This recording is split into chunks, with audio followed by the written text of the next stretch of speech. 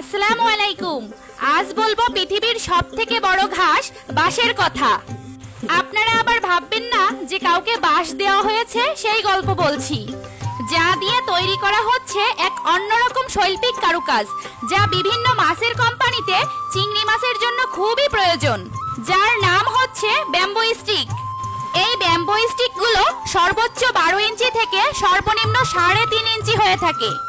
এই ব্যাম্বো স্টিকগুলো চিংড়ি মাছের সাথে প্যাকেটজাতকরণ করে বিদেশে রপ্তানি করা হয়, যা বাংলাদেশের অর্থ আয়ের অন্যরকম এক চাবিকাঠি। আর আমাদের এই রূপসা উপজেলায় ব্যাম্বো স্টিকের উদ্যোক্তা হলেন মনিরা সুলতানা, যার কথা না বললে এই ভিডিওটি অসম্পূর্ণ থেকে যাবে।